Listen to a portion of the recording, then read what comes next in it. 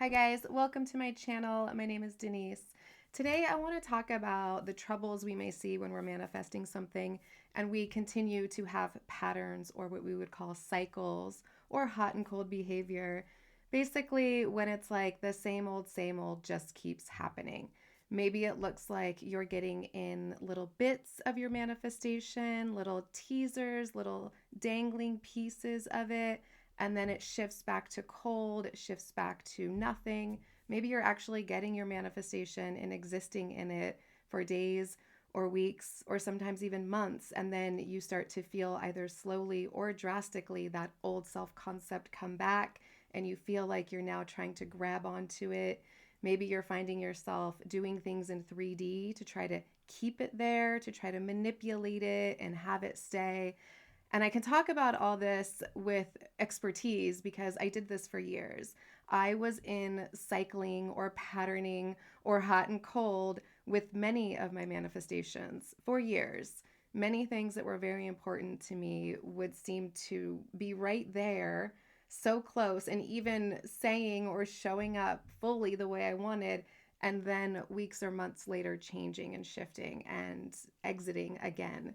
And so, there's this whole process is going to, it doesn't have to, but it may involve that because what we're doing is we are shifting from a natural, normal, habitual state of consciousness into a preferred state of consciousness, which is not habitual and not natural. And just like Neville says, we have free will to direct our imagination. But if we don't have the awareness and the discipline to actually direct it, it will follow habit. It will follow pattern. It will stay where it's comfortable.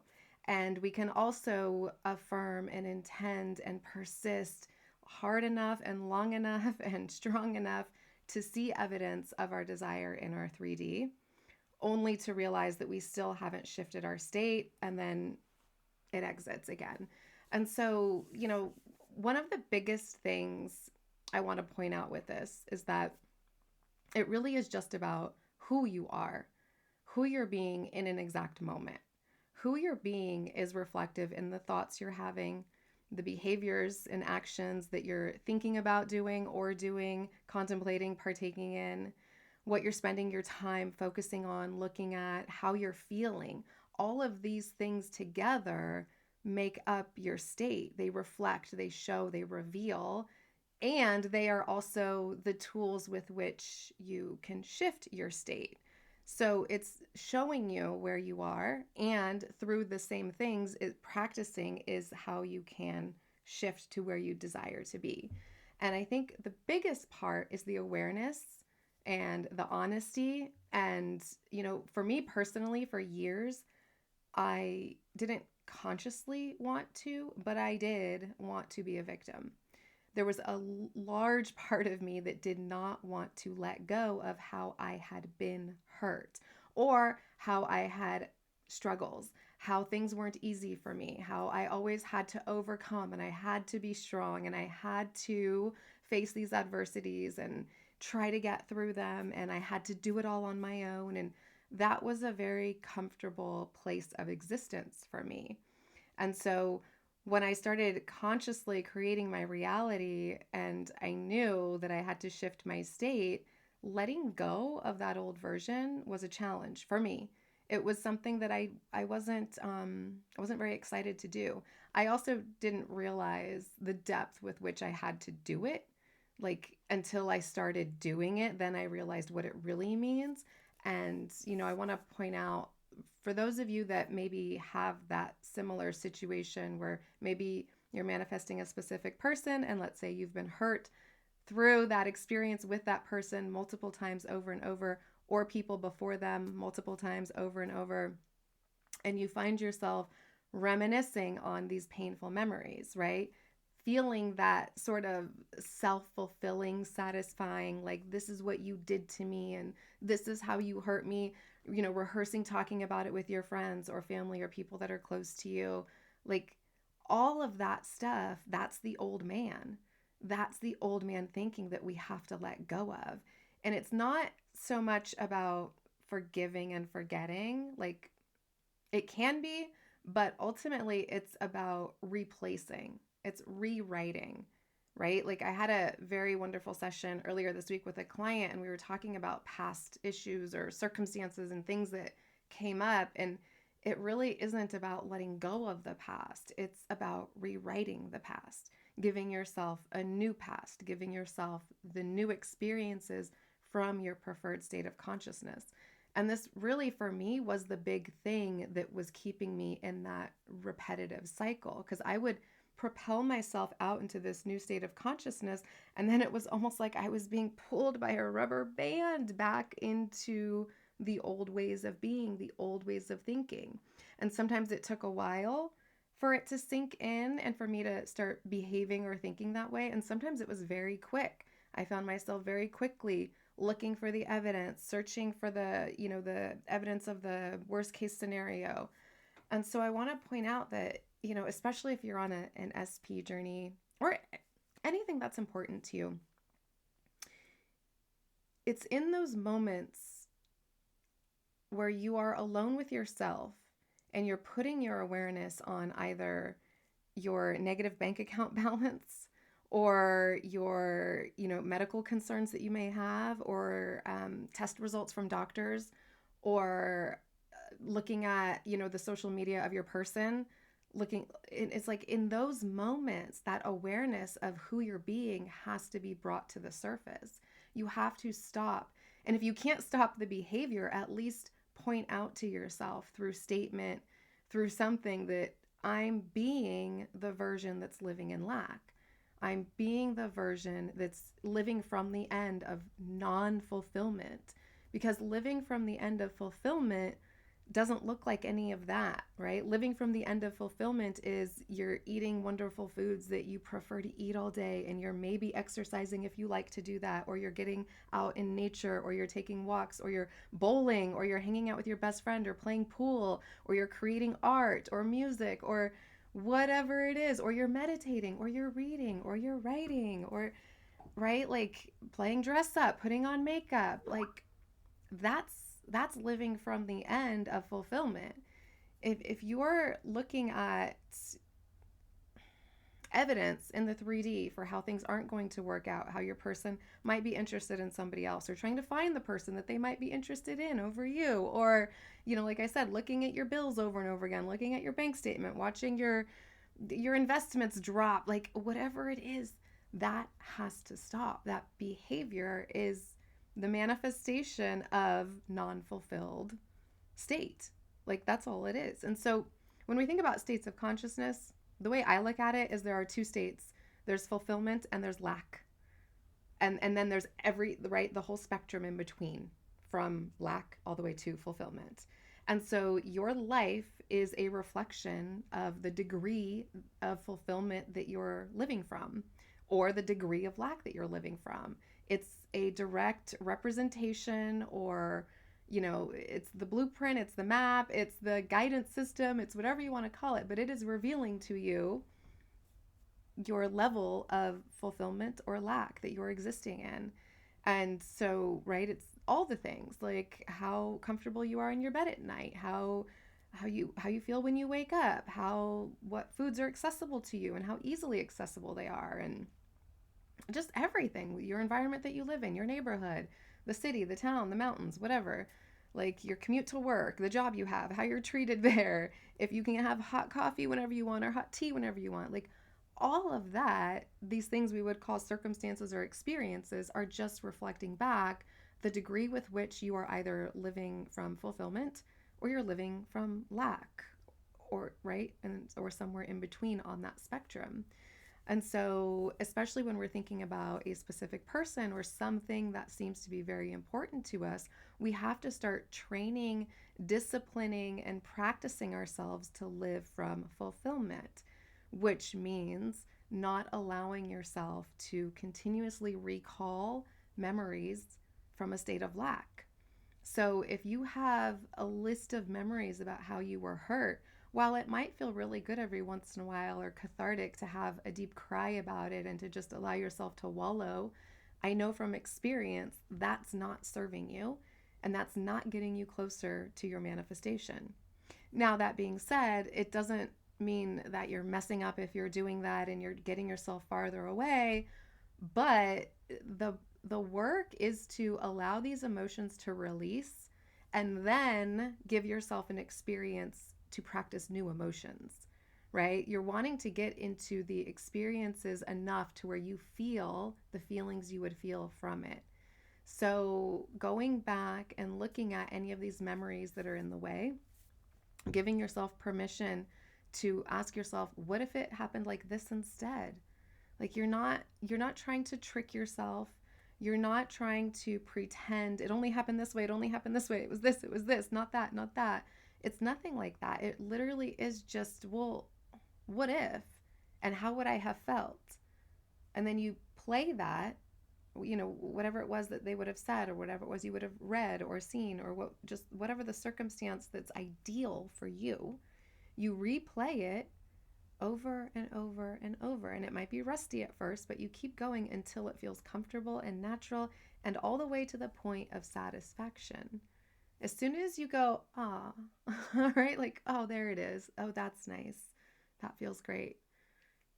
As soon as you're satisfied, that's when you can put it down. And this is how you change your state.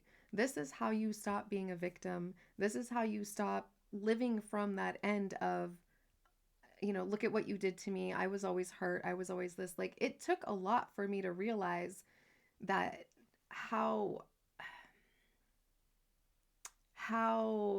almost sneaky some of this stuff can be in terms of feeling justified to complain in my mind or to be angry, replaying the things I wish I said or how I wished I responded, and staying in that place. And it felt very, I don't know if indignant's the right word, but it was just like this, I get to do this. I get to have this experience. They did this to me and I feel this way as a result, and I'm not standing for it. And I'm going to think about how mad I am about it. And I'm going to think about all the things I should have said and all the FUs I could have thrown out there and whatever it is. But like, that is living from that state. That's continuing to be the same version who is just going to what? Continue to experience the same results. So I had to put that down. I had to put it down and walk away from it and let go of it. And that's what letting go is. That's what detaching is. It's not detaching from your desire, it's detaching from the state that's keeping you from living from the end of your desire. You have to detach from that version. That is the old man. It has to die. You have to let it go. And it will take discipline. If you're anything like me, it's going to take a lot of awareness and a lot of discipline, because I had a lot of thoughts, a lot of beliefs that were bullshit beliefs that I carried around for decades, like actual decades, over and over again through many relationships, many experiences, platonic and romantic and with family. Like, we're talking decades of just not good enough, not chosen, not cared for properly, not prioritized. Something's wrong with me. Gotta do it all myself. Like, so much BS. And so, allowing myself the permission and the space to actually be honest with what I was doing, being mad about this situation that maybe happened minutes ago or months ago or years ago, is only keeping me as that version. It's only keeping you there. So the redemptive power is revision, right? And we call it revision because it's about something that you believe was in the past, but ultimately it's just using your imagination to create fulfillment within. And it wasn't really in the past, it's all now. But it's the same as using your imagination to imagine what's next, what's going to come, or what is currently happening that you're not seeing.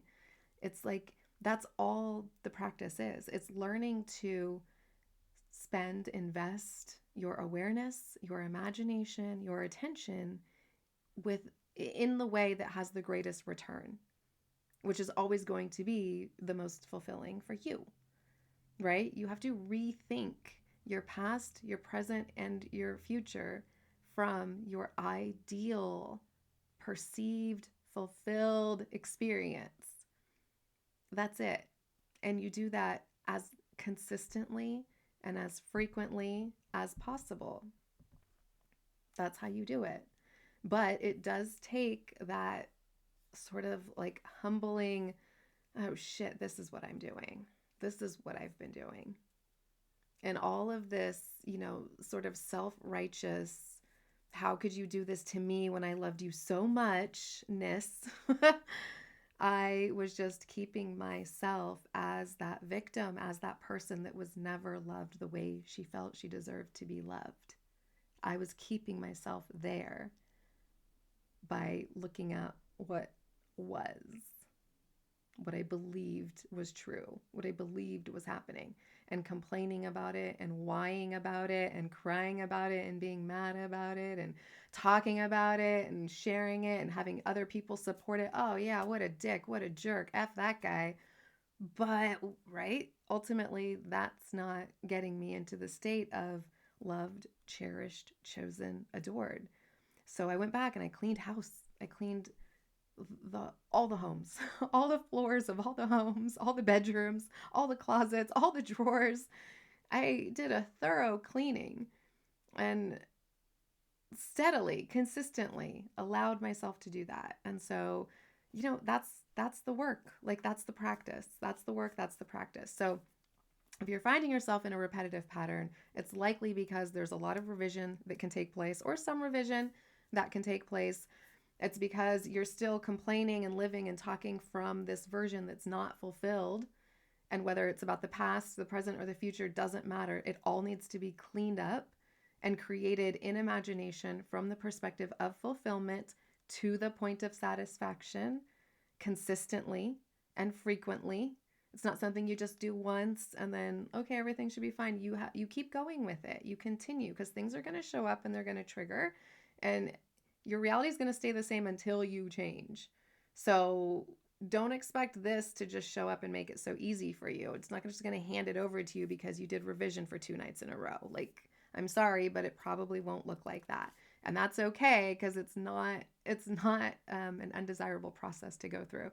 It's undesirable staying in the same place and not going through it. But once you start going through it and doing the work, it's sort of like a self-fueling mechanism where you just want to keep going. You want to do more. You feel very different very quickly. So, yeah. Or if you're finding yourself living from, you're getting your manifestation because you're doing a bunch of 3D stuff to make oh, when I do this, he does this, or when I do this, money does this, and that will work temporarily. But again, it's like you have to recreate, you have to stop being that version. You can't be the version that's playing games in your relationship because it won't sustain a relationship. You can't be a version that's trying to manipulate finances in the 3D because it won't sustain abundance for you. This is all energetic. This has nothing to do with action in the 3D. Now, that's how we express and that's how things seem to come about, but the action part comes naturally from the state. So, whatever state you're operating from, if you're operating from a state of, I have to do this to get this, then it'll work, you'll get it, but you likely won't sustain it. And you'll find yourself continuing to have to do the things to get the thing. And then you never really get to enjoy the thing. And I want you to enjoy the thing. So, please practice awareness of what state you're operating from. Be really honest with yourself. Give a good look at what are you thinking? What are you feeling? What are you focusing on? What are you talking about within your mind or externally? What are you putting your awareness on? How are you living? Are you living from fulfillment or are you living from lack? And just continue to practice to perceive things over and over again through the process of revision or imagining ideally from the perspective of fulfilled desire. All right? Okay. I love you all. I'll see you next video.